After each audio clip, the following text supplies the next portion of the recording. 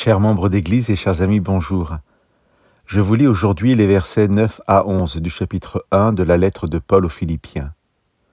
Ce que je demande dans mes prières, c'est que votre amour abonde de plus en plus en connaissance et en vraie sensibilité, qu'ainsi vous sachiez discerner ce qui est important, afin que vous soyez sincères et irréprochables pour le jour du Christ, et que vous soyez remplis du fruit de justice qui vient par Jésus-Christ, à la gloire et à la louange de Dieu. Une seule phrase pour 3 versets, riche en vocabulaire et en contenu. Je vous propose de la résumer en commençant par la fin et en allant à rebours. Lorsque Jésus reviendra, Paul aimerait que les croyants soient remplis du fruit de justice.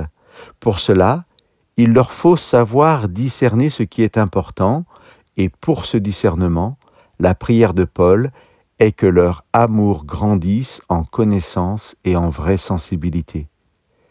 Je m'arrêterai aujourd'hui sur la proposition du verset 9, point de départ chez Paul de ce qui permettra aux croyants d'être debout quand Jésus reviendra.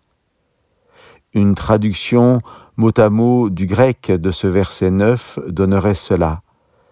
Que votre amour, encore plus et plus, surabonde en pleine connaissance et en toute perception ou en toute perspicacité. La traduction en français fondamental, qui cherche à simplifier le sens pour nous aider à la compréhension, propose « Je demande que votre amour grandisse de plus en plus, qu'il vous aide à voir clair et à comprendre les choses parfaitement. » L'amour est donc la base de tout, et Paul lie l'amour, entre autres, à la connaissance, à la pleine connaissance, à la compréhension parfaite. Mais à la connaissance de quoi, ou plutôt de qui? L'apôtre Jean, dans sa première lettre, donne cette définition célèbre de Dieu. Dieu est amour. Voici donc ce que nous propose la révélation biblique.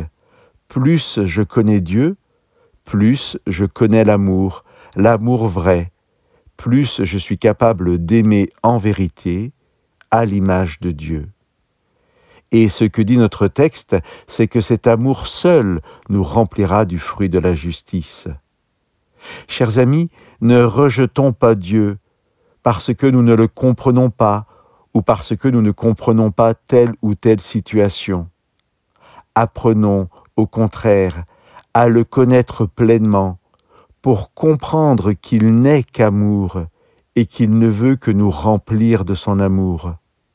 Alors seulement, nous aurons le plein discernement sur les réalités de ce monde. Chers amis, que Dieu vous bénisse.